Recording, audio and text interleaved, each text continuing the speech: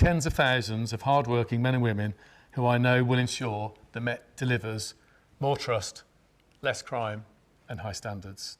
Interestingly, this letter from the Commissioner to the Home Secretary doesn't once use the word trust, though it mentions public confidence a few times, as well as accountability, and use of force pops up 6 times. Altogether, they create the foundations of policing by consent. But Mr. Rowley isn't happy with the system that holds officers to account. Let the police police, he says, adding that use of force is the area the Metropolitan Police sees the most glaring unfairness. This all started on Sunday morning. The Home Secretary tweeted that she'd launched a review to ensure firearms officers don't fear ending up in the dock for carrying out their duties. It followed the news that a number of firearms officers had handed in their licences following the decision to charge one of their colleagues, known only as NX121, the officer who fatally shot Chris Cabba. By yesterday evening, the Commissioner had laid out his reform wish list, a range of changes to regulations, legislation and policy. Why do you think Sir Mark Rowley has chosen this moment? Giving Sir Mark Rowley the benefit of the doubt, the best I can say is that he has been bullied into a stance where he is appeasing his officers instead of showing the integrity and courage that is required of a chief officer in these circumstances. The Commissioner boldly states that criminal and misconduct cases are launched with minimal interrogation of the facts. He suggests there should be changes to the threshold at which the Independent Office for Police Conduct can launch investigations. He's also requesting that the Crown Prosecution Service strengthens legal protection for officers who use force, adding that there should be time limits for both bodies to complete their investigations. Anthony Granger was shot dead by Greater Manchester police officers in 2012. A report into his death found that he'd been shot based on seriously misleading intelligence, and the commanding officers leading the operation weren't occupationally competent. If the police do something and they take away somebody's life, we have to rely, as family members, we have to rely on the police providing evidence that's going to incriminate them in the end. So all you find out is you get redacted documents.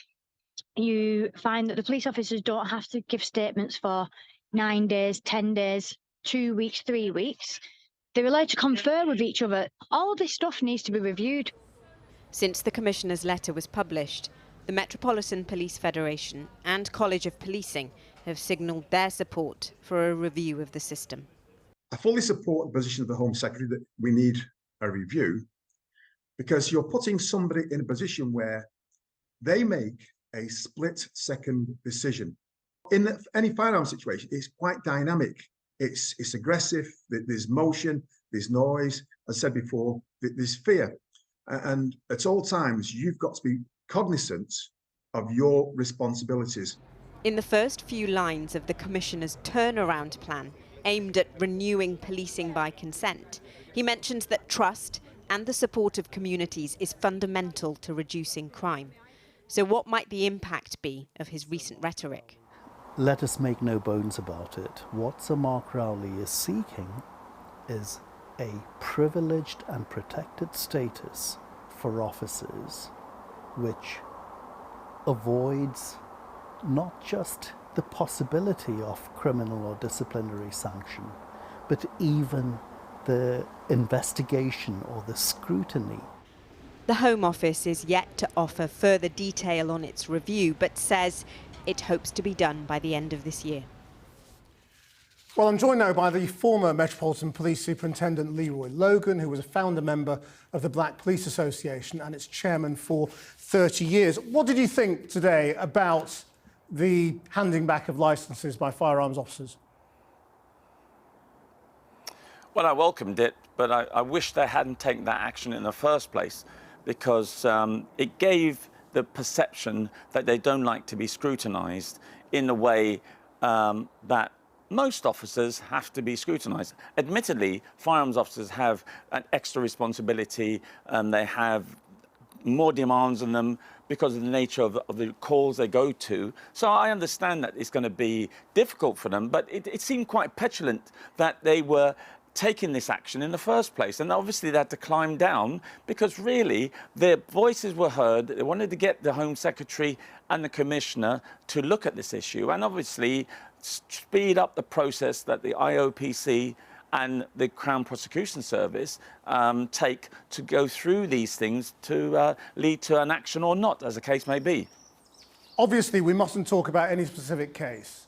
But is it your understanding that firearms officers feel that they are being wrongly pursued? Well, I think they need to remind themselves when they got selected and trained, they're actually told that these things happen.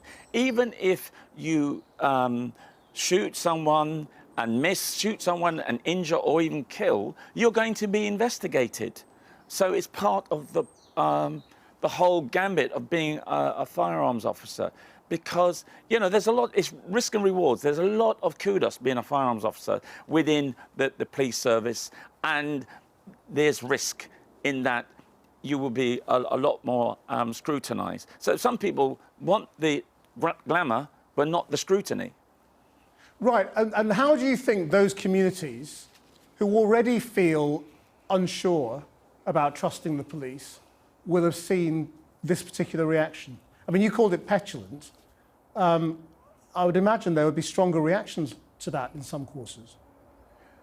Well, I've heard from a lot of community members that they feel they're unprofessional, their police are being unaccountable, and because they're saying, well, listen, the reputation of the Met is bad enough with all the misconduct hearings for sexual offences, racism, all sorts of things are going wrong with the Met. And then for firearms officers to do this and then have to climb down within a matter of days, again, just erodes trust and confidence. And I remember when the Duggan case, when he was shot by Met officers in 2011, there was this similar sort of tactic being called by firearms officers. Obviously, that officer didn't have to go to court, but and they didn't carry out that threat. This time, they carried out this threat to hold the Commissioner and the Home Secretary to some sort of ransom. We're going to leave the streets and key areas exposed that are likely to have terrorism or whatever. And you just can't do that. It comes across unprofessional.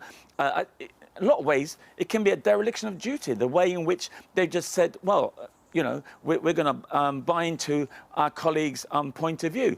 And it wasn't just Met officers, it was firearms officers from across London, from across the country. They don't know the details of the case, but they're buying into this, oh, we're backing up our colleague. And that, it just came across all wrong and erodes trust and confidence. Well, when it comes to backing up colleagues, the Commissioner, Mark Rowley, always has to walk this path between supporting his officers and holding them to account and holding them to a high standard. What do you make of his position today? Well, this has been his first real test since being Commissioner. And I must admit, the way in which he's reacted to this gives the impression that the system's flawed. And that in itself can even influence a jury during the actual case at the Old Bailey, which is going to come up in the next few months. And similar to the Home Secretary, it's political interference has not helped, and I think that's put pressure on the Commissioner. So he's getting it from both ends, you know, from his officers and also from the Home Secretary. And it's a tough one, but he needs, this is where he has to be strong, ethical leadership, and it's not saying, oh, I'm going to buy into the culture and defend them, because we saw that with Cressida Dick, and we know how that played out. We don't want Mark Rowley to fall foul of the same sort of mindset, but it's worrying signs of how he's dealing with this. And I just hope the grip that he requires and is needed to hold his office to account, whether they're firearms officers or parliamentary and diplomatic protection officers, per se, he has to have that strong grip to ensure that they carry out their powers without fear or favour. Leroy Logan, thank you very much indeed.